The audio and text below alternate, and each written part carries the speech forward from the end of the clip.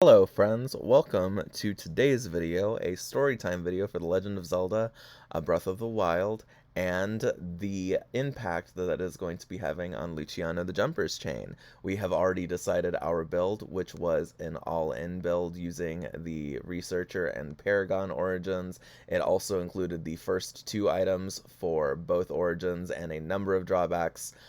We are going to be diving straight into the storytime video. Luciano the Jumper will be opening their eyes, being awoken by one of the orcs, a version of an orc that they grew familiar with a couple of jumps in the past when they used their monster tribe item. That is going to be a relevant item in this particular jump, just because I think it's fascinating to have monsters that are not evil, and in fact, just because of Luciano's perks, I'm going to rule that they cannot be corrupted by Ganondorf's evil.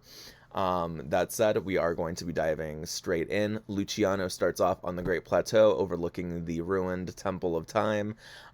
They are going to be informed that their orcs are getting ready to launch a raid on some of the nearby bokoblins, and that the monsters would love their chief, Luciano, to come with them. Luciano is going to nod, grab their version of the Master Sword, which is one of the items that they have from A Legend of Zelda, A Link to the Past, which was the first Legend of Zelda jump that they ever went on, and up until this one has been the only Legend of Zelda jump they've ever went to.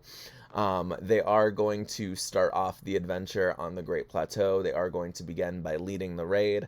Luciano is going to request that the bokoblins be captured and not slain, and then is going to experiment with using some of their perks on them. Specifically, they're going to use perks that allow Luciano to rid someone or something of external influences. This is going to work even on these Master Mode bokoblins, because that is one of the drawbacks. And when this happens, the bokoblins are still going to be hostile to Luciano and Luciano's allies, so Luciano will in fact defeat them in a more permanent sense. And in doing this, Luciano is going to watch as the areas where they raided and some of the people that they defeated, Hyrulean soldiers, are going to resurrect. At the same time, Luciano's hand is going to glow ever so slightly, and it's going to be a firm reminder that Luciano has been a hero of courage in the past. The way that I have manifested a wish for peace has differed from some jumps to others, but because this is a Legend of Zelda jump already, the way that this particular version is going to manifest is going to be that Luciano glows ever so slightly, and people in their presence recognize the inner heroism deep within Luciano's heart, while the other effects of the perk take hold. A monster that has been freed from Ganon's corruption, or rather Calamity Ganon's corruption in this particular setting, and is then defeated because it still chooses to be evil of its own volition, will count as an evil monster, and defeating it is going to have a number of different effects. One of the big effects is that if you defeat a monster this way, that monster is permanently defeated, which is something that Luciano will realize very soon in this jump, as there is going to be a blood moon on the very first night, which is actually something that Luciano is going to get to see before any other significant story events happen. And when the monsters do not resurrect, Luciano is going to realize that their powers are incredibly significant in this setting. A wish for peace is something that allows Luciano to begin to undo a significant amount of the calamity and bloodshed that Calamity Ganon unleashed on the world 100 years ago. So, because of that, or almost 100 years ago, because this story is actually beginning before Link awakens in this particular jump. When night falls and Luciano watches the blood moon and realizes that the monster tribe that they defeated did not come back, that is going to be absolutely game-breaking knowledge. And Luciano is not the only figure that realizes this. Calamity Ganon in the distance is uncertain of what happened, but senses that not all of the monsters that it should have resurrected came back. So it's going to send creatures to investigate. Unfortunately, the only creatures that it can send are Keese, which are little bat creatures, And geese are not sentients, they are not sapients, they are just bats that have been corrupted by Ganon. Luciano is going to use some of their items and some of their weapons to more interesting effects this time, and when the effects are done, the geese have not been freed of corruption, but they've been defeated before they could get close enough to realize what was going on. So because of this, Calamity Ganon is still unsure of what is going on. We are going to make some differences to this version of the story versus what happens in the canon, although that was obviously always going to be the case because this version begins a full 2 years before Link awakens. On the next day, Luciano is going to begin the adventure by almost heading down to the Shrine of Resurrection and only stopping to talk to the old man because of meta knowledge that they possess. Luciano, in this version of the story, went on a jump chain a few years before the present day, before 2023, but still played and completed Breath of the Wild. It was still their favorite Legend of Zelda game, and that's part of the reason why they held off on visiting it so long. They wanted to have perks that would allow them to make the world a better place in this version of the setting, in their version of the story, so they waited until they had those perks. However, when this happens, the mysterious old man, and we are obviously going to be doing spoilers for this game. However, this game is a bit old, so if you've never played it, this is a spoiler warning. I will also go ahead and put a spoiler warning in the description for this video, so that way anyone who watches the video definitely sees it.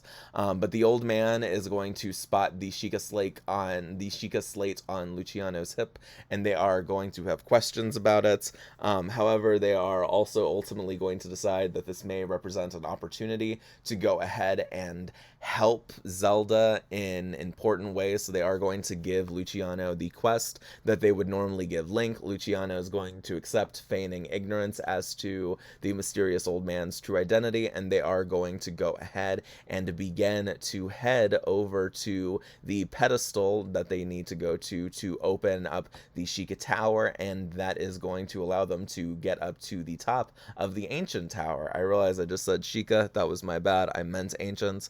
When they get up to the top of the Ancient Tower, they are going to activate the Sheikah slate again, and doing that is going to allow them to gain a map of the immediate surrounding area, and they're going to use that vantage points to go ahead and mark the different regions that they can see. Not the different regions, but the different shrines that they can see on the Great Plateau, as well as spot Calamity Ganon just sort of fucking around in the distance, being mysterious and ethereal and evil over beside Hyrule Castle, beside and around and in Hyrule Castle. They are going to see just a minor glimpse of Zelda's sealing power, and they are going to smile because they know things that I have made decisions about that I had not made decisions about by the time I fell into the last video. For instance, they know that Zelda is going to be their very first companion, and I am very excited about that. That is definitely a bit of a spoiler, but it's not actually a spoiler yet. It's mostly a confirmation that Luciano has determined the identity of their first companion, and they are willing to invest the points needed to get those, needed to get that companion and finally gain an ally who will be following them into other adventures in the future. So, armed with that knowledge, Luciano is going to descend the tower, accompanied by a small contingency of orcs. I really like the idea that the monsters that are going to be accompanying Luciano are orcs, just because I think it's fun that there's creatures that are very vaguely like bokoblins that are going to be following Luciano. So that way, when people see orcs and when they see other sorts of demi-humans, which is creatures that are human-like in that they are humanoids and often superficially resemble humans but are not actually humans, they are going to know that those creatures could potentially be their allies rather than just being a source of evil and malevolence. All of the groups together are going to descend down the tower, and when they reach the bottom of the tower, King Hyrule, spoiler, is going to appear before them and is also going to give them the quest that he originally gave Link, or that he he was supposed to give Link. Luciano is going to accept this, and they are going to very slowly begin to order their homies throughout the Great Plateau. They are going to have a couple of significant encounters. Some of the more significant encounters are going to be defeating the small camp of bokoblins that dwell near the Magnesis shrine. When they do this, it is going to have a very significant effect of restoring some of the guards. It's also going to be more enemies that are purified, and that defeating them is going to resurrect more Hyrulean soldiers. King Hyrule is going to see this, and he is going to express astonishment to Luciano and Luciano's allies, and Luciano will show them a vague imprint of the Triforce of Courage etched onto Luciano's hand. This is going to be significant, and as Luciano defeats more and more creatures and resurrects more and more of the fallen people of Hyrule, the symbol is going to become more prominent. This activity is also going to begin to alert the dreaded Calamity Ganon a little bit more. It's going to sense very, very, very faintly that some of its power is being dissipated and that some of its allies are falling. Luciano will spend over 2 entire days exploring the entirety of the Great Plateau, defeating all of the enemies, and having one close-up encounter with the Lionel itself. For those of you who don't know, we are doing the Master Mode drawback, and if you are in Master Mode in Breath of the Wild, there is a Lionel that appears in the Great Plateau. In this version of the story, Luciano is not going to realize this immediately, but this Lionel is actually a general that appeared in Hyrule, or that appeared in the Great Plateau and led the forces of Calamity Ganon into their devastating massacre, because when a normal minion of Calamity Ganon is defeated, which happened regularly to the initial waves of monsters, even the initial Lionel that appeared on the Great Plateau before the Great Plateau was changed and destroyed by the forces of Calamity Ganon, on the Nights of a Blood Moon, they get resurrected. That is part of the reason why it was possible for the monsters to be so utterly devastating in this version of Hyrule, because they were unstoppable. Now, at most, a month would pass, at the very most, a month would pass after a monster was defeated and the next blood moon occurred and the monster was resurrected. When Luciano completes all of their quests over on the Great Plateau, they are going to have a conversation with King Hyrule, who reveals his true identity and gifts Luciano. If I said Link earlier, that was my bad. That was not what I meant to say. They're going to have a conversation with Luciano. They're going to reveal their true nature, and they're going to ask Luciano for help in either paving the way for Link to save Hyrule, or in saving Hyrule in Link's place. They are going to reveal that Link is in the Shrine of Resurrection and is currently being healed. They're going to state that, as far as they know, Link should be awakening sometime in the relatively close future, but they're also going to say that with every passing day, Zelda grows a little weaker. So time is of the essence, and Luciano is going to agree. Luciano is going to accept the quest. They're going to take the paraglider, but they're also going to make more paragliders, not only for Link, but also for the members of their monster tribe, which in this version, in this particular jump, I'm going to say is all orcs. It's just a tribe of mercenary warriors.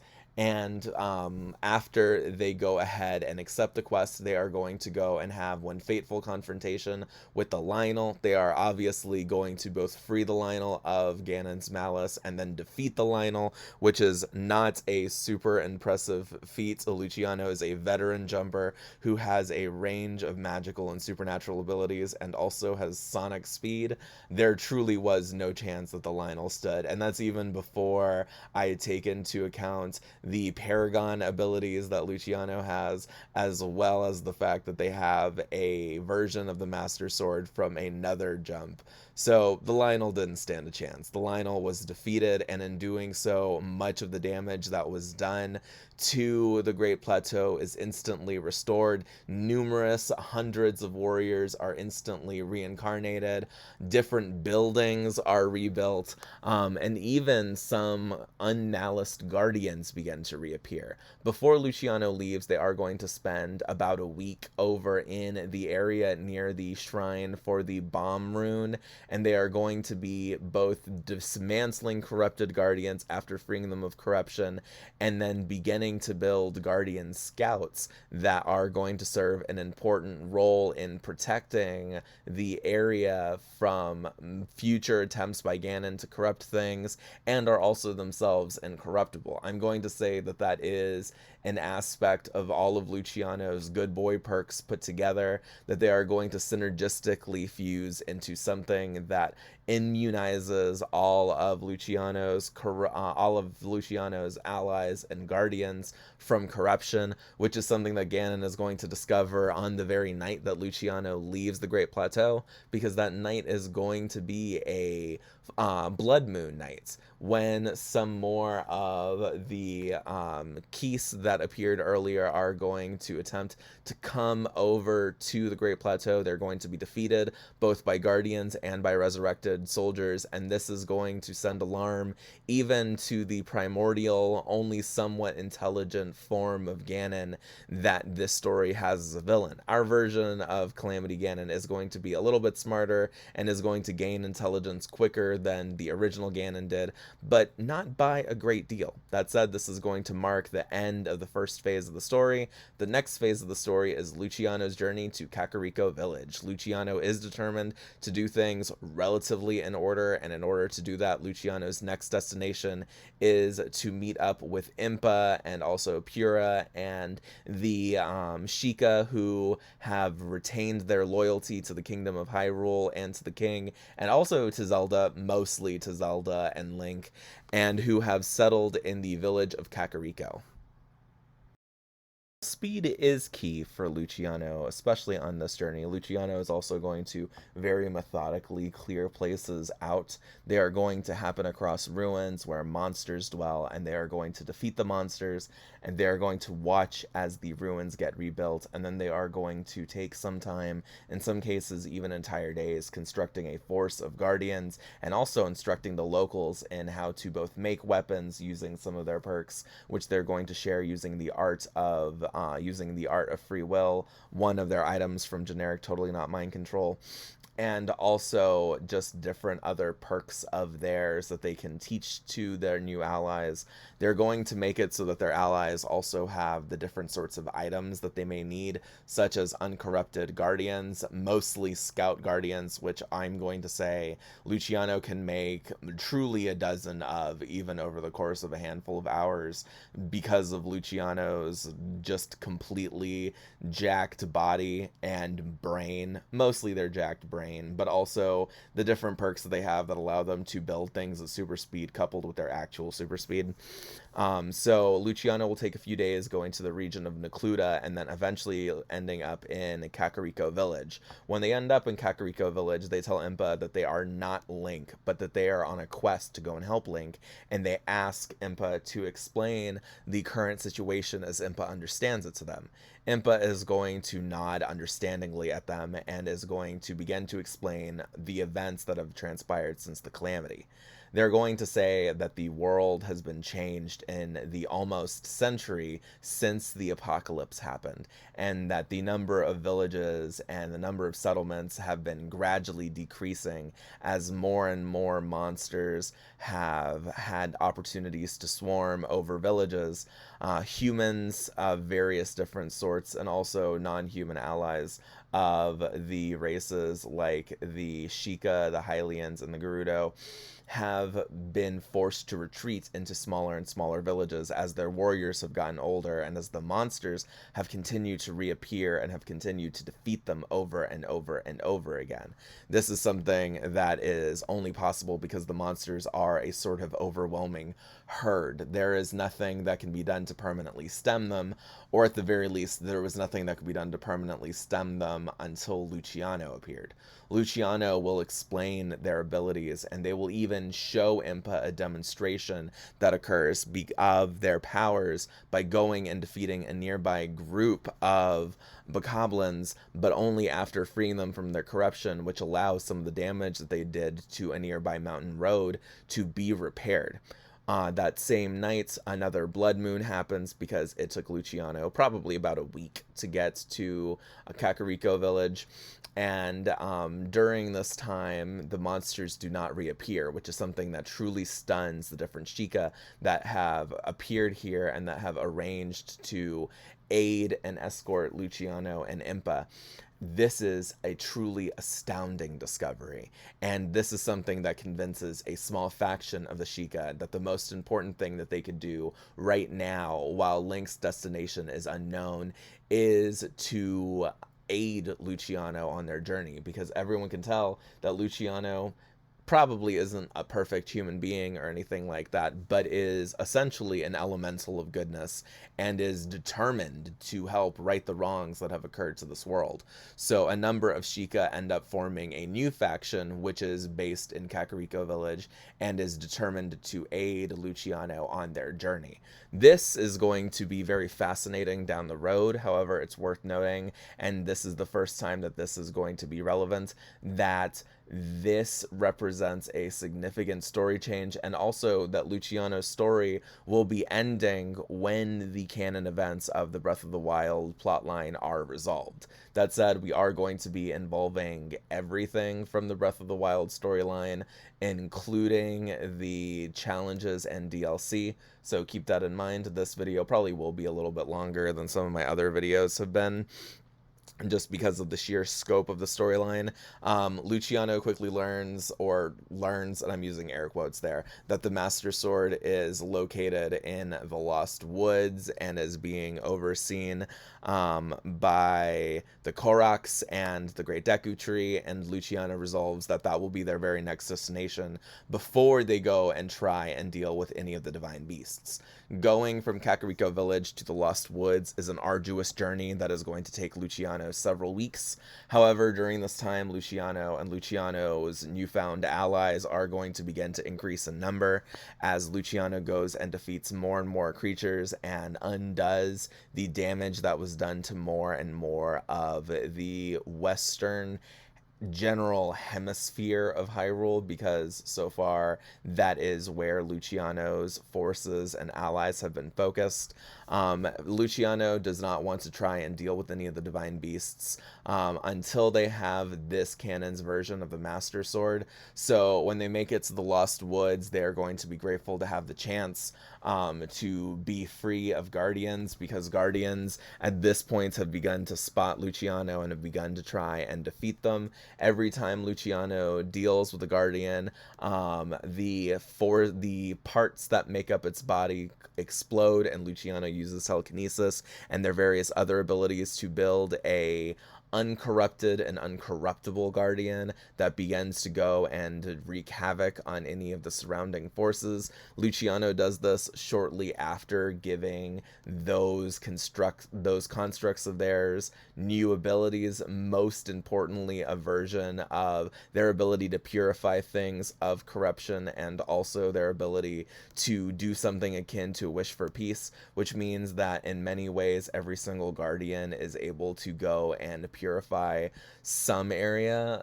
It is worth noting that Luciano directs their Guardians primarily to go and deal with different monsters rather than go after other Guardians. Partially because Guardians cannot construct more Guardians. Luciano does not have the technical know-how to do that just yet, but also because doing this allows more and more people to be resurrected, and as Luciano journeys over to the Lost Woods, more and more settlements begin to become repaired. When they almost make it to the Lost Woods, they encounter the tower that is in that area, and they go ahead and purify it. They not only get the map of the area, which means this is only the third map area that they've gotten, because they got the Necluda Tower, they got the Great Plateau Tower, and now this one. They also have fully rebuilt a fortification of the forces of Hyrule. Additionally, they also spend almost a week building guardians in that area, so that way it's not just the good men, women, and themen of the fortification that were naturally there before the forces of Ganon came and destroyed it, but also that they have reinforcements. After this, Luciano goes into the Lost Woods using meta knowledge and is able to traverse the tricky puzzle that should normally be a little bit of a challenge for anyone who is a newcomer, but Luciano is able to deal with using meta knowledge. So they are able to find their way into the home of the Great Deku Tree, who recognizes them as a strange and powerful being. And when Luciano decides to ask for permission to withdraw the Master Sword, the Great Deku Tree is initially hesitant to do this. However, the Great Deku Tree ultimately recognizes Luciano's vibrant life force and decides to allow them to go for it. They are able to successfully draw it, and the Master Sword accepts them as a new wielder. At this point, they reveal their own native Master Sword, or rather, not a native Master Sword, but a Master Sword from another timeline, and they merge the blades into one, which actually goes ahead and restores the Master Sword to its full power in this particular story, rather than making them have to go through the Master Sword trials. Luciano then goes and completes all of the shrines in this area before going ahead and making their way over to the land of the Zoro's domain. Remember that thing where names tripped me up? I said Zoro's domain, I meant Zoro's domain. Luciano makes it to Lanayru Tower, has their first encounter with one of the best boys, Sidon, and goes ahead from there, defeating monsters and restoring the initial region of Zoro's domain that they are initially in, bit by bit, all the way until they actually make it to the settlement where the Zoras are still living. They have a conversation with the king, who is very curious about their whole deal, and then they spend a couple of days both building uncorruptible guardians, defeating monsters, and eventually going after the Lionel that is located at the top of that mountain. I think it's Polybus Mountain, something like that. I'm doing my best with these names. They obviously defeat the Lionel, and they defeat the Lionel. They have a great time doing so, honestly beginning to have more and more fun as they have more and more encounters with various enemies, and they are able to convince Sidon to let them into the Divine Beast. After entering the Divine Beast, while engaging that little mini adventure atop Sidon's back and using the various Sheikah Slates runes that they possess, they're able to enter the Divine Beast, and they encounter the spirit of Mipha. This is going to be a very significant moment, because the ephemeral, ghostly form of Mipha is confused as to why there is a stranger. However, she recognizes that the Divine Beast that she is in has just gone berserk and is beginning to reign nearly constantly. So this version of things alters, this version of the story is beginning to take a little bit more fundamental tweaks, and Mipha asks Luciano if Luciano could possibly rescue the Divine Beast from itself and also find a way to return it to normal. She warns Luciano about Water Blight Ganon and the fact that this is a very dangerous thing that she's asking them to do, but she says to look into their heart and if they believe they can do it, to at least give it a shot.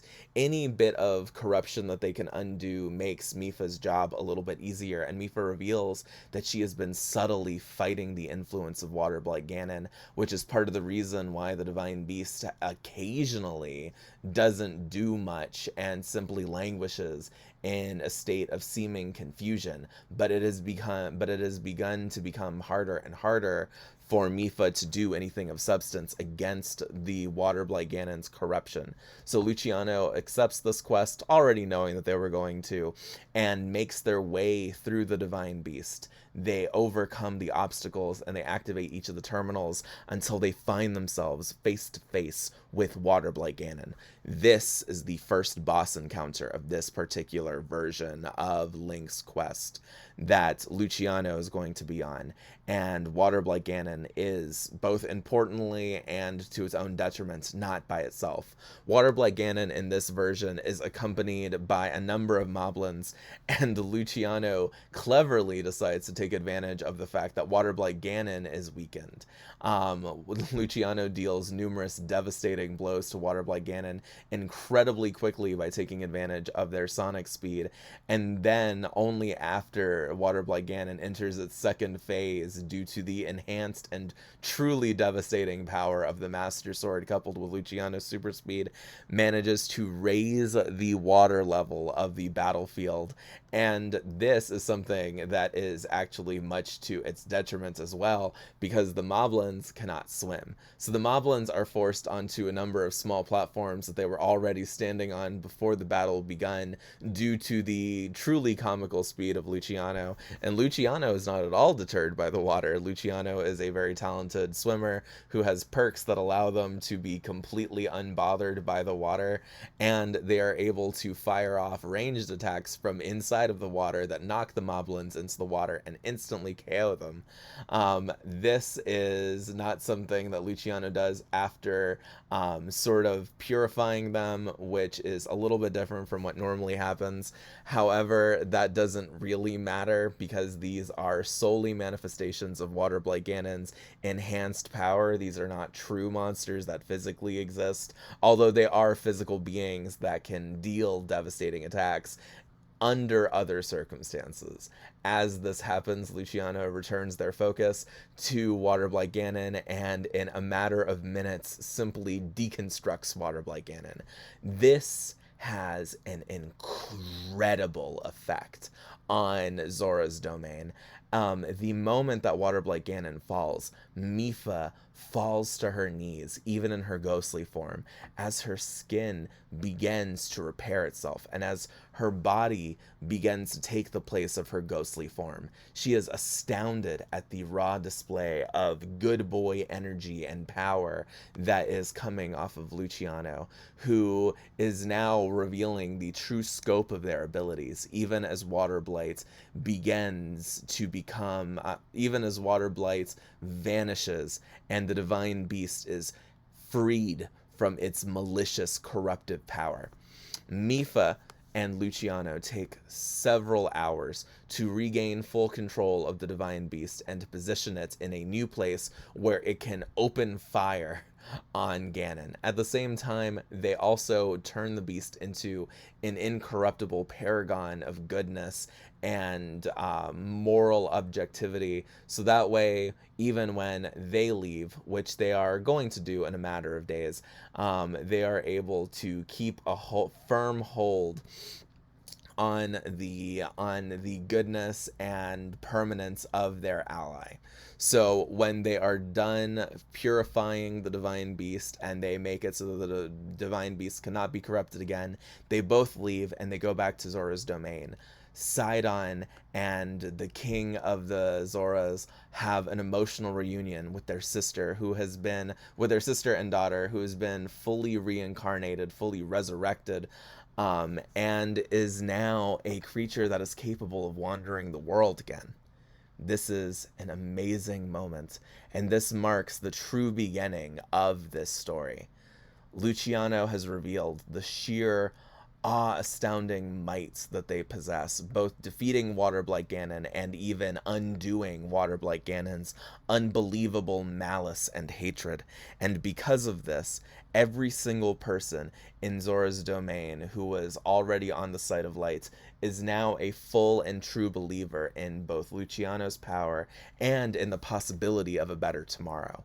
All of this put together allows them to begin to overcome the remaining monsters that dwell in the region.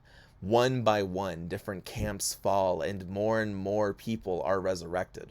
Very specifically, more and more Zora are resurrected.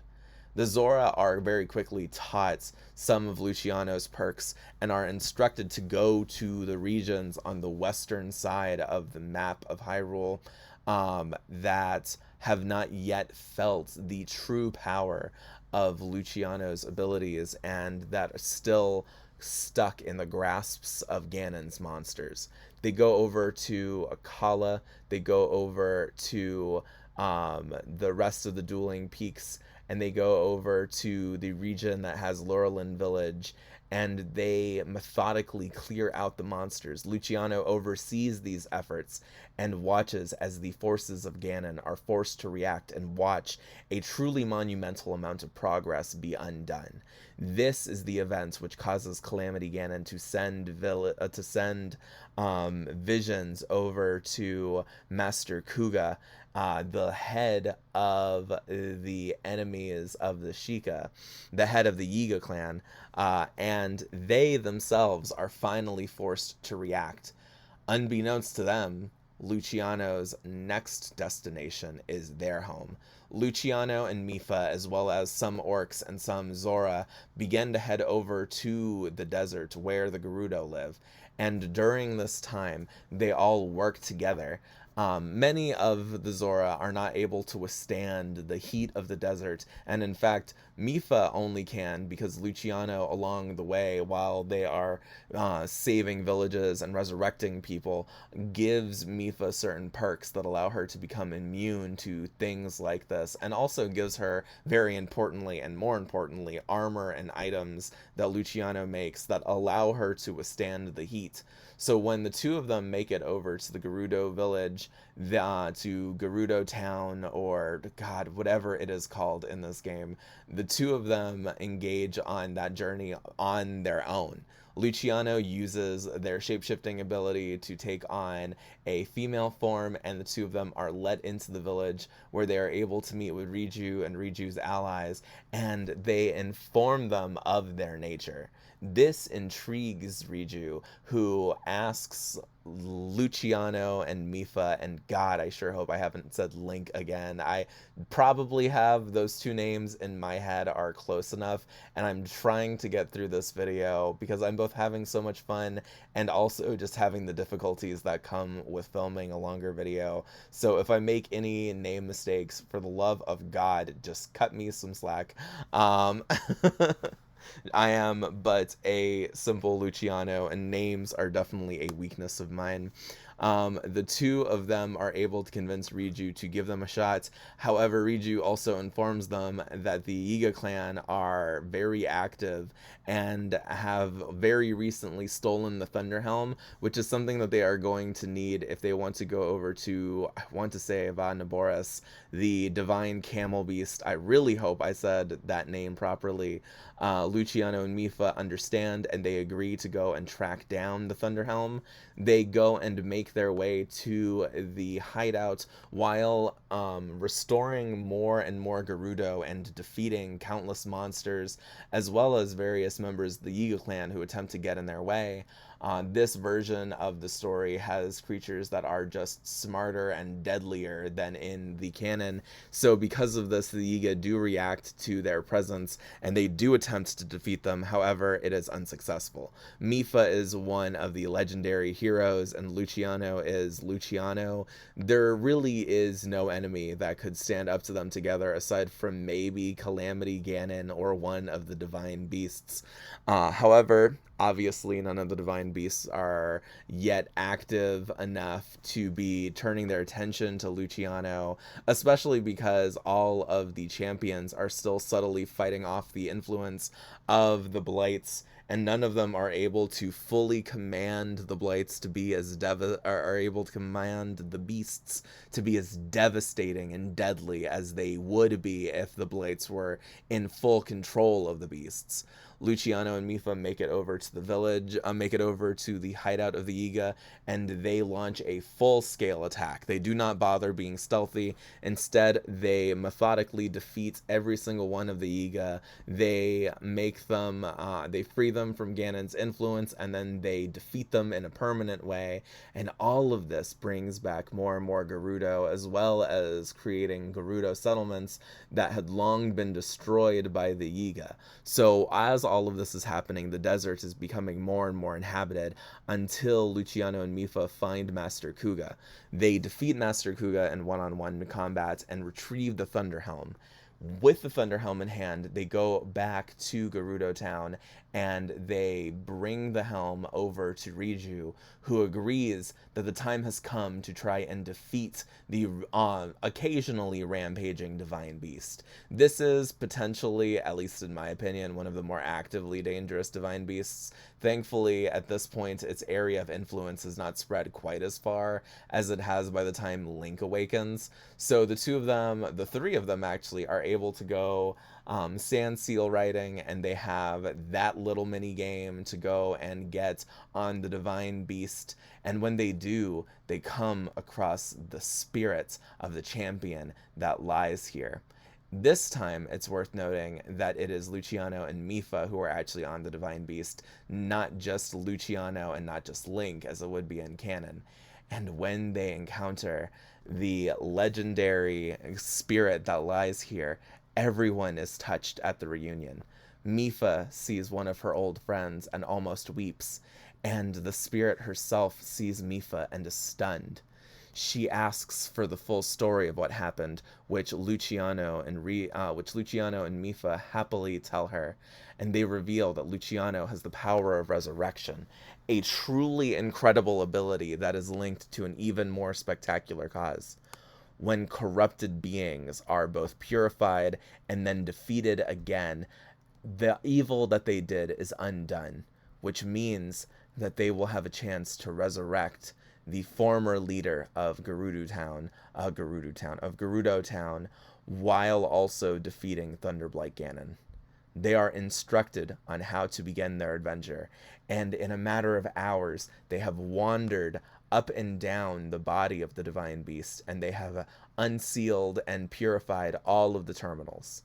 This forces one of the most deadly enemies in all of the game, Thunderblight Ganon, to manifest and to attempt to save, or rather wrest control of the Divine Beast from the heroes. Luciano and Mipha draw sword and spear, and they eagerly rush forward to go and defeat Thunderblight Ganon. Urbosa watches in awe as Luciano and Mipha deal blow after blow to Thunderblight Ganon. Thunderblight Ganon is a little bit more powerful than it would be even in the canon master mode, and has allies in the form of sand-dwelling Lizalfos who attempt to distract and defeat the warriors. However, Luciano quickly shifts their focus to the various Lizalfos and defeats them before they could use their devastating thunder on Mipha. And all the while, Mipha is using her grace and speed to keep up with Thunderblight and to keep it from having an opportunity to strike Luciano while their back is turned. Because of this, they eventually whittle down and defeat Thunderblight Ganon. When Thunderblight Ganon falls, the world falls silent for a moment, as Calamity Ganon is dealt another truly devastating blow.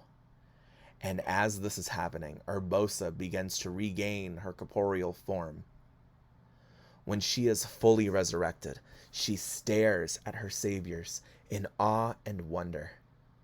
She is at a loss for words as to what to say to the champions who have done the impossible and who have resurrected her.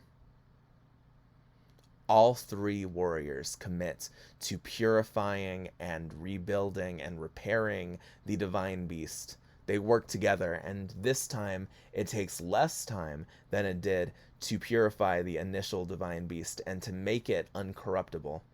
At the same time, they move the divine beast so that it is in position to begin blasting Calamity Ganon. When it does so, all three people commit to rescuing and purifying and restoring the rest of the fallen world. Urbosa joins Mipha and Luciano on the final journey and heads back to Gerudo Town. When all three of them appear in town, Lady Riju is overwhelmed at the sight of her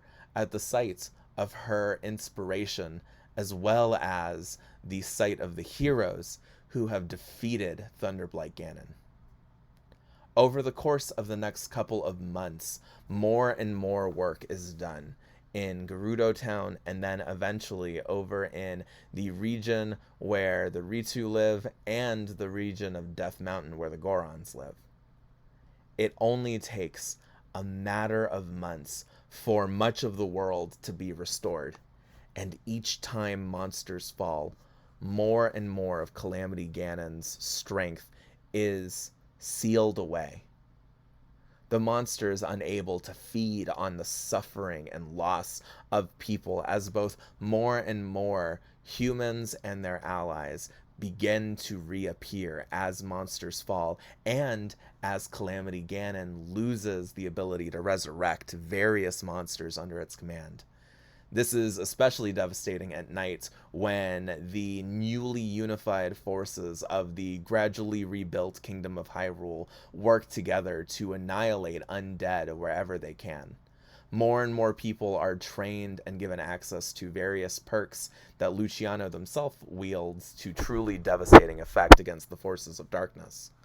Eventually, Wind Blight and Fire Blight Ganon both fall.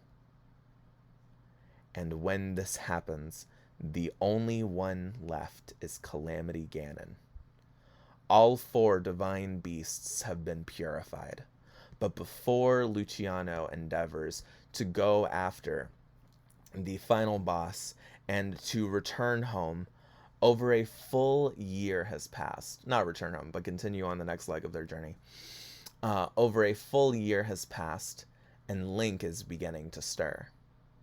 At the same time, Luciano endeavors to complete the DLCs, which also has the effect of purifying the abilities that they have access to as a consequence of helping their homies, and also unlocks Master Cycle 0, gaining the Speed type Divine Beast. When everything is done, when all of these side quests have been completed, all of the shrines have been explored, except for the shrines in the area immediately around Hyrule Castle, Luciano leads a unified force and also commands an army of guardians that have been built all over Hyrule in every region to go and march on Hyrule Castle. Luciano stands at the head of this massive army, and himself is an incredibly active participant in a extended siege on Hyrule Castle, where every single sapient being that is not a monster of some sort launches a simultaneous attack on the castle. Children support their families in various different ways, and resurrected men, women, and themen lead the charge, using newly enhanced weapons and ancient technologies that have been forged by Sheikah mines to decimate normal monsters and corrupted guardians alike. And normally, guardians would be truly terrifying, especially in the numbers marshaled around Hyrule Castle in this version of Master Mode. But between heroic guardians that are immune to corruption and also the different forces under Luciano's command, they do not stand a chance. And this is fantastic news. This means that when everything is said and done, there is a clear pathway to the inner sanctum of Hyrule Castle. When Luciano reaches the top level, they find a confused but grateful Zelda who has found it easier than ever to seal away the devastating powers of Calamity Ganon. Calamity Ganon at this point is smaller and weaker than it's ever been. It's weaker than it was when it was first resurrected, when it first dealt devastating blows to Hyrule, and its armies have been diminished to almost nothing. All 4 of the champions who have been bodily resurrected and are here in the fullness of their power and skill are able to lend Zelda and Luciano new power and new aid. And the final battle against Calamity Ganon goes down. Calamity Ganon is immediately whittled away to less than a quarter of its initial health, and with its attacks being sealed away by Princess Zelda, and with Daruk's protection over allowing Luciano to tank hits that normally would be truly devastating even to Luciano, Luciano is able to approach the monster and is able to deal a series of singular blows. The monster falls, but Dark Beast Ganon appears in the middle of Hyrule Plains. Zelda uses her power and transports all of the champions and Luciano over to where the monster is, and all of them launch a new attack on the beast. This time the beast is able to fight at its full strength, but that is not nearly enough. In order to deal the final blow before the monster can unleash one especially devastating beam attack, Luciano makes new use of Rivali's Gale and sails high into the air, combining their own speed with Rivali's Gale and their ability to glide, before aiming their Bow of Light, an artifact bestowed upon them by Zelda herself, her own special champion's equipment, to deal the final blow to Calamity Ganon. Doing this immediately purifies the remainder of Hyrule. It undoes the corruption that plagued the remaining guardians and the remaining monsters, turning them into normal guardians and normal monsters that are almost immediately swept up. And it also resurrects King Hyrule himself. Link's wounds vanish, and he too reawakens. His memories this time are fully restored, and he goes over to everyone. And all of the main characters, Impa included, have an emotional reunion. When everything is said and done, a doorway appears in the middle of the reunion. Luciano looks at Zelda and explains their whole journey.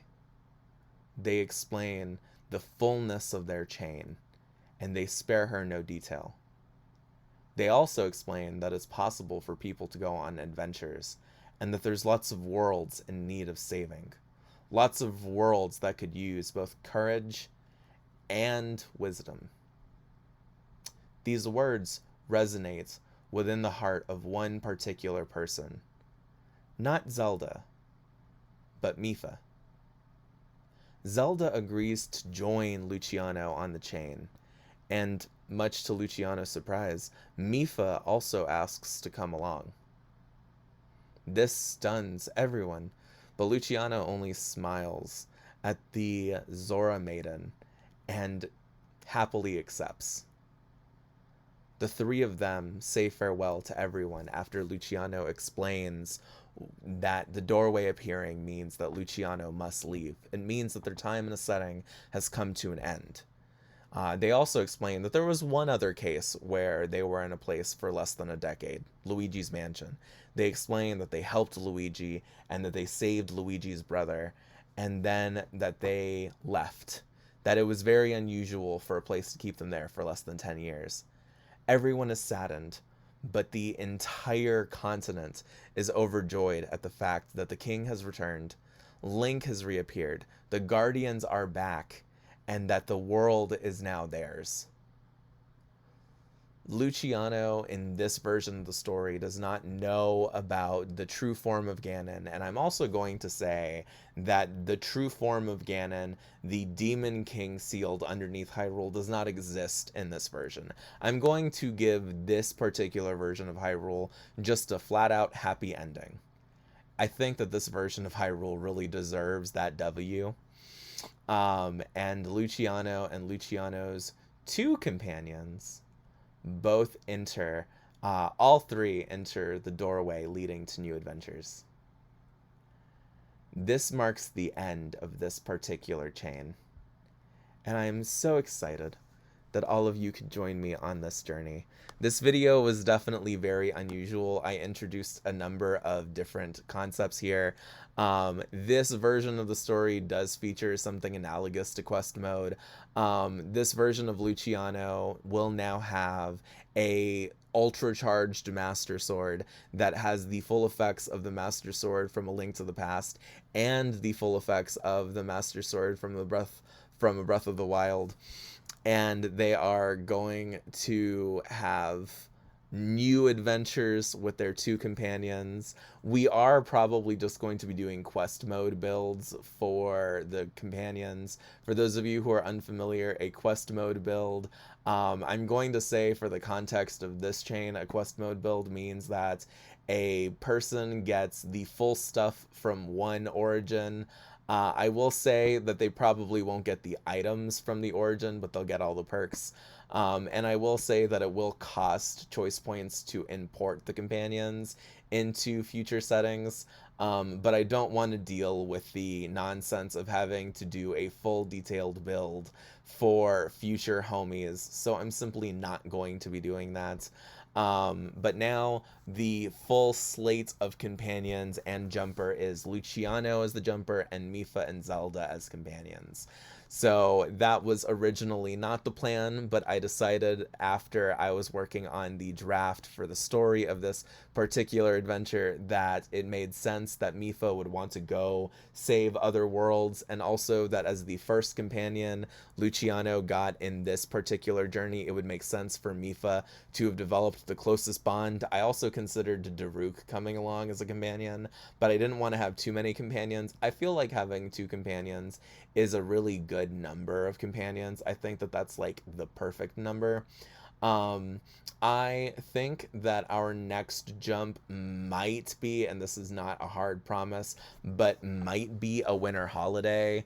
A winter holiday is a very special jump for reasons that you will see if we decide that that is the next jump that we want to go on. That said, this is going to mark the end of this video. I had a phenomenal time filming this. I know that there were definitely names that I messed up on, but I think that the actual story was fun and fluid enough, and also introduced enough cool stuff. Like the very first sort of baby implementation of quest mode in this particular chain was the Master Sword. In quest mode, you can organically gain things. Quest mode is a supplement that I made. With quest mode, you can organically gain things, and when you organically gain them, they become things that are just sort of really rad and really cool. I very much enjoyed what I filmed here. I really liked the story. What I meant by organically gain things, I'm playing that back in my head. Thankfully, I'm good enough at that as I'm making these sorts of videos that I can make quick corrections like this. With quest mode, you gain an origin, and you gain the origin's items and perks at essentially no cost to yourself. Or you can invest all of your choice points in a single origin and then activate quest mode. Potentially more than one origin. If a jump has like 7 or 8 origins, you could do it on like 2. You could do it on 2 or even 3 if there's enough origins in a jump. And you gain all of that stuff at the start of a jump, and then you can organically gain and get fiat backing over other perks and items as you would encounter them over the course of the story, and as your jumper would behave in ways that are conducive to them. This is an alt chain supplement that I am the author of. I'll probably put a link to it in this video description. That said, I'm so happy to be here. I cannot wait to share the full video of this with you guys. I hope that you've had a wonderful day, and I hope that you enjoyed the story. Bye-bye, everyone.